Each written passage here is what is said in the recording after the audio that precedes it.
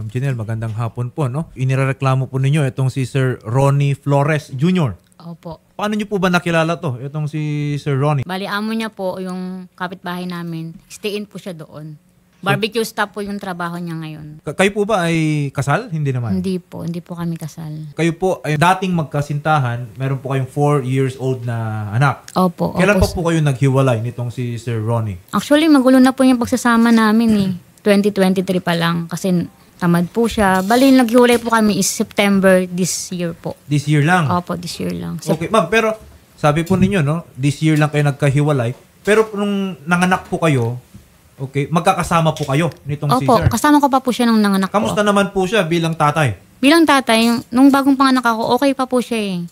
Maresponsable. Pero nung tumuntong po ng 2023, ayun na po, tamad na po siya. Sabi ko naman sa kanya, kailangan natin magtulungan para mabuhay tayo. Pag inuutusan ko, puro reklamo, palagi ako sinisigawan, palagi ako minumura.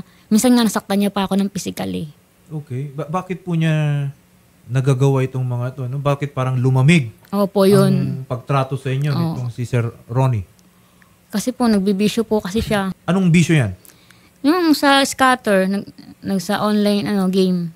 So ma'am, kung natatalo siya, nabibwisit sa Oh, inyo parang na gano'n, mainit po yung ulo niya pag hindi siya mautusan, pati marami sa anak, siyang reklamo. napapabayaan niya. Yung anak po, minsan na rin niya po yung pinalo, kahit wala naman po ginagawang masama, na hindi po niya ng kamay, na pagbuhatan. Okay. So ma'am, nung September, siguro napuno na rin kayo, talagang hiniwalayan nyo na. Opo, parang napagod na rin po ako eh. Paulit-ulit na lang po kasi yung cycle. So umalis na siya sa inyo, di na kayo magkasama. Pinaalis po talaga siya namin. Kasi ayaw na po namin nakasama sa bahay. Parang kasi ang bigat. Dapat nagtutulungan po kasi, di ba?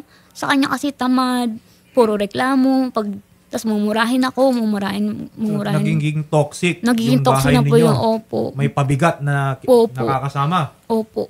Okay. Pero ma'am, nung umalis po siya nung September, October, November, hindi nyo na siya nakausap. Hindi na po kami nag-uusap kasi hindi nga po kami okay. Nung panahon po na umalis siya ng bahay, wala man lang siyang ipinakitang Kabutihan. kahit man lang sana sa bata. Wala po talaga. Minsan napalo nga rin po niya yan eh. Kasi may itang ulo niya. Hindi ko po alam kung bakit. Siguro natalo sa Napagdiskitahan niya, sugal. pati Opo. yung bata. Opo. Okay. Yung bata may ano po sa kanya, may phobia. Malaki po ang takot sa kanya ng bata. Pero ma'am, ito pong si Sir Ronnie, hindi na po nagbigay man lang ng tulong para sa bata. Sir, ganito po. Ever since naman po nagsasama kami, yung kinikita niya po sa sarili niya lang. Kasi po, alam niya pong nandun yung nanay ko eh. Kumbaga, umasa na po siya eh. Kahit ganito po ako, hindi po ako pabigat. Nagtitinda po ako ng tinapa, nagtitinda po ako ng balot. Sabi ko sa kanya, buhayin niya lang yung anak niya. Hindi niya po yun magawa. Okay. Mga kapatid, no, nabanggit ni ma'am na kahit ganito po ako. No? Kasi kanina, Kahit nung pumasok PWD po siya po sa ako. studio po natin, si Ma'am Janelle Sienes po ay naka-wheelchair. Okay. Nabali po yung buto. Okay, nabali po yung Buto buto ni po. Opo. Ma'am Janelle Sienes. Kaya naiintindihan natin siya, kung kinakailangan niyang utusan, itong kinakasama niya. Ay, kasi wala naman po hirap po siya, na parang doble po yung sakit sa kanya, na nakikita niya na yung kinakasama niya na fully capacitated, parang ang tamad-tamad, walang maitulong, walang magawa, kundi nagiging pabigat pa raw. So ma'am, lumapit kayo dito kay Senator Raffy. Ano pong gusto ninyong mangyari, Ma'am Janelle? Gusto ko po sustento po siya dun sa bata kasi hindi ko naman po kayang-kayanin lahat eh. Kasi may anak din po ako sa una. Okay. Pinapaaral ko din po yun. Meron bang offer man lang itong si Sir Ronnie sa inyo na magbibigay ako ng ganitong halaga buwan-buwan? Meron bang ganon? Sa barangay po, nagpirmahan po kami na 200 po a day yung ibibigay niya sa bata. Pero hindi naman po yung nasunod eh. Kasi wala po siyang binigay. Binigyan niya po ako ng 2 linggo, 100 pesos. Binigyan niya po ako pagkatapos ng mag-birthday yung anak ko. Sir? 1 linggo, 100? Opo, 2 linggo po. 2 linggo, 100? 2 linggo, 100. Ang ginawa ko po, pinabalik, yung pinagbigyan niya po, pinabalik ko po sa kanya. Baka mas kailangan niya pa eh. 100 pesos, sir. Sa loob ng 2 linggo. Hindi yun bigay. Insulto yun. Bakit naman daw hindi nyo magawang magbigay man lang ng sustento sa bata? Kasinungalingan po lahat ng sinasabi niya sa inyo po, sir. Pasinungaling ngayon. Okay. Meron po akong witness. Na hindi ako nasustinto sa bata, hindi po yung totoo po. Hindi, kasi nagbigay ka naman daw ng 100 pesos. Hindi po 100, sa 2 linggo. Hindi po, Aris, hindi po. kay Aris. Hindi po. So, hindi totoo yun. Hindi po totoo, sir. Sinungaling ka. Kasinungalingan po yun, sir. So, ang sinasabi po ninyo, Sir Ronnie, nagsustento naman kayo sa bata. Opo, nagbibigay po ako, sir. Kanino nyo po ba inaabot yung sustento? Hindi po sa kanya, sir. Kanino po? Bali, nag-utos po ako ng ibang mga tao para hindi po ako makalapit sa kanila. Noong September 15 po, pinapulis niya po ako. Okay. Opo. Nung nasa pulis pa po kami, ang sabi ng pulis sa amin, 3 months bago ako mabigay sa bata. Kasi wala akong permanent na trabaho. Then, nakadepende din sa akin kung magkano nang iabot ko sa kanila. At least na magbibigay ako sa bata. Yung 3 months na yun. Mula 15 hanggang ngayon, wala pa nga 3 months, ginugulo na nila ako. Yung obligasyon po ninyo na magsustento sa bata, nagsisimula po yan kung kailan ka naging ama. Opo, opo. Ibig sabihin, pagkapanganak ng bata, obligasyon na po ninyong mga magulang na magsustento sa bata. Opo, opo. Okay? Wala pong period yan.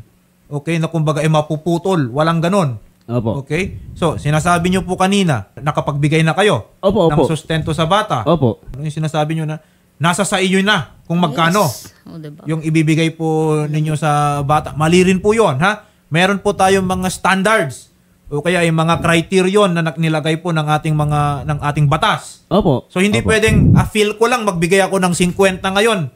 Bukas feel ko parang gusto kong maging mas generous. Magbigay ako ng 75 pesos. Hindi po ganon. Okay? Hindi po. So, pero bago tayo pumunta doon, no, sa mga legalidad na ito, gusto kong malaman. Sabi niyo kanina, nakapagbigay naman po kayo. Magkano po ba yung nabigay ninyo, sir? Minsan, bigay ako ng 300, 400. Sir, sinungaling po siya. 200. 150 po binibigay niya isang araw. Ang kapal mo. Yung kapitbahay po namin na binibigyan niya po, 150 lang po ang binibigay niya, hindi po 400 pesos. Ang kapal Wala ng mukha akong mo, binigyan ng Ronnie. 150. Ang kapal mo, no? Mas makapal Mas ka. kapal ka, as in. Kailan kita ginulo? Pogi ka ba? Kailan mo ako Ha? ginulo? Ginugulong mo. Oo, ginugulo. Bakit? Para Oh, ano? bakit? Pabuling ka? Oh, sus. Ay, Kapal mo. ginugulo kita dahil magsustento ka. Tapos sasabihin mo sa akin, Ang pogi mo. Guluhin ka. ang binuntis mo, ako ang ama? Edi wow. Oo, talaga? Oh. Oo, naging buntis naman ako. Lahat po ng alibay Oh. gagawin niya. Ang sabi Oh. po niya, sir, kahit sino daw ang presidente ang tawagin ko, kung magkano lang daw po yung gusto niyang ibigay sa bata, yun lang daw po ang magiging akin. Hindi, wala akong sinasabi sa yung Sabi ganon. po niyang ganun. Miss Di ba Janelle po, Sines. di ba po nabanggit na po niya kanina? Wala akong Kung magkano sinasabi lang sa'yo daw yung ganon. gusto niya na ibigay sa bata. Kasi ang gusto Pogi mo niya, mangyari no? sa akin, lahat ng sahod ko kukunin mo. Paano naman ako, Miss Janelle? Oh? Huwag kang ganon. Hindi ako ganid. Oh, Ang inaano ko lang sustento Okay, ng okay. bata. Nasa barangay tayo, Janelle. Ang sabi mo sa akin. Pogi niya, nung hinahabol ko daw. Di, wow. Po yan. Isa pa, bakit mo ibenta ang bata? Gumagamit po yan ng shabu. Huwag niyo pong ibigay sa Ba't mo ibenta ang bata? Pinaampun po niya yung bata, sir. Pinaampon. Ay, asan po yung bata? Kasama Oh. ko, di ba? Buti Paano lang, niya magiging buti na lang paampon? po, yung kaibigan namin doon sa Ginugulo. sa tapat ng Ihawan, pinsan niya yung yung aampon. Nagtanong kung nasaan na daw sila. Gusto nyo bang magkabalikan pa? Hindi na po. Ikaw ba gusto mo ba Ayoko na po. Hindi makipagbalikan? na, sir. Oh. Kailan man. Diyos ko. Kahit Yung suka ko na yan. mali po yung naging advice sa inyo na merong 3 months, kumbaga napalugit. Hindi po ganun yon. Okay? Ang suporta po, from the moment na kayo po ay naging ama, ibig sabihin, pagkapanganak po ng bata, ikaw bilang isang ama, meron na ng obligasyon na suportahan Opo, alam yung po bata. po, sir. Alam nyo naman po Opo. yun. Okay? Nasa batas din po yun. Oo, mabuti at alam naman pala. Hmm. Okay? Ang tanong, sinunod mo ba yon? Hindi po niya sila. Kasi kung sinasabi po ninyo na nagbigay kayo dito sa bata, mali po yung naging advice sa inyo na kung anong amount lang ang gusto mong ibigay. Kasi sabi nyo kanina, 300, isang buwan, anong mabibili nun? Okay? Anong nasustentuhan mo doon? Hindi lang po 300, sir. Grabe. Isang linggo ay makabigay ako sa kanya ng 1-2. Pagdating sa isang buwan, 3 plus yun. Sir, malabo. 150 lang po binibigay niya. 3 times a week lang Ma'am, po. ito ha.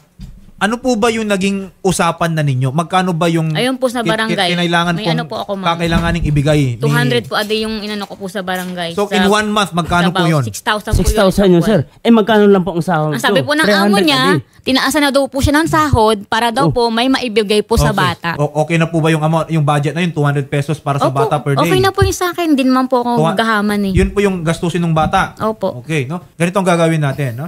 Sa usapin po ng amount, okay, sa amount ng sustento, okay, pagtatagpuin po namin kayo. Okay, para i-compute natin. At kayo ba, pag nalaman natin kung magkano dapat ang i-contribute ng bawat isa, pwede bang magkapirmahan na lang kayo? Ayun ang maganda, sir. Okay? Para ilagay na natin sa papel. Okay? Ito ang kailangan na ibigay ni Sir Ronnie sa isang buwan or sa isang, kung paano ba yung usapan ninyong bayaran, is it per week siguro, bawat linggo, paano ipapadala yung pagsustento, at syempre, kung may karagdagang gastusin yung bata, meron din karagdagan na dapat na ibibigay ang mga magulang. Okay po ba sa inyo yon? Opo. Sir, okay po ba sa inyo yon? Magandang hapon po sa inyo, Ma'am Leonor de Guzman. Yes po, magandang hapon, attorney. Malinaw naman sa kanila yung obligasyon nila bilang mga magulang sa pagsuporta sa kanilang 4-year-old na anak. Ang sa ngayon lang, Okay po. kakailangan nilang po namin siguro yung tulong po ninyo mamagitan para magkaroon po sila ng kasunduan, no? Kasulatan. Malaman natin kung magkano ba dapat ang obligasyon ng bawat isa para sa bata. Patatawag po namin sa opisina yung mag-asawa para po kami po doon ay mag-usap at mailatag po namin yung kung magkano ang mapapagkasunduan nila para doon po sa sustento. Sige po, Ma'am Leonor de Guzman, ang head po ng Okay po. MSWD sa Cainta Rizal. Maraming salamat po sa inyo, Ma'am Leonor. Maraming salamat po, attorney. Magandang hapon sa inyo, Ma'am Josephine. Yes po, attorney. Ayan, Ma'am Josephine, ang balita po namin, may records na po pala sa inyong tanggapan. Etong Yes. si Sir Ronnie at si Ma'am Janelle. Sikat po siya. Yes po, attorney. Okay. Ma'am, ganito kasi yung issue na lang naman dito is support, yung amount ng suporta, hingin na rin po namin ang inyo pong tulong para makipag-coordinate po sa head po ng MSWD. Kahit yung records lang po sana na mga proceedings po dyan sa inyong tanggapan. Yes, attorney. Naka-ready naman po. Every time po nalalat si Mag-Janelle sa practice po namin yan. Since po, nung magkaka-case sila na magka-problema mag-asawa. Dalas po, yung economic abuse, kami po ang nagpayo dyan na total yun sa psychological, hindi mo maasikaso. Sa economic na lang, sampahan natin siya ng kaso para yun ang maasikaso mo. Kasi po, dun sa psychological, wala naman na siya ay na-trauma dun sa pag-aaway nila nung una. Ma'am Josephine Bien, no, makikipag-coordinate po kami sa inyo para matulungan po natin etong si Ma'am Janelle Sienes. Yes po, sir. Kayo po ba ay nagsusugal? Kahit po ipaano niyo po siya ngayon. Wala po, sir. Wala nga akong cellphone. Paano ako magsugal, sir? Alam nyo yung scatter. Bakit kinakontak Oo. mo? Wala kang cellphone. Alam nyo yung scatter. Opo. Nakapaggamit ka na ba noon or nakapagtaya ka na ba doon? Opo. Sinasabi mo kanina, hindi ka nakapagsugal, wala kang ang cellphone, tapos ngayon, oo ka sa akin. Sinungaling. Nambababae ka ba? Ay, wala tayo dyan, sir. Wala. Oo. Meron po yan. Pag na-compute po ng ating MSWD, yung amount na kailangan po ninyong ibigay bilang sustento sa bata, ang advice ko sa inyo, gawin po ninyo. Huwag kang pumalya. Okay? Kasi in the event na pumalya po kayo, narinig nyo naman kanina, i-refer nila sa legal, ibig sabihin, sasampahan na po namin kayo ng kaso. And sasamahan po kayo ng reporter ni Idol Rafi para po doon sa VAUSI ng Barangay Santa Lucia at gayon din po sa MSWD. Okay po. Okay, sige po. Salamat po at magandang hapon.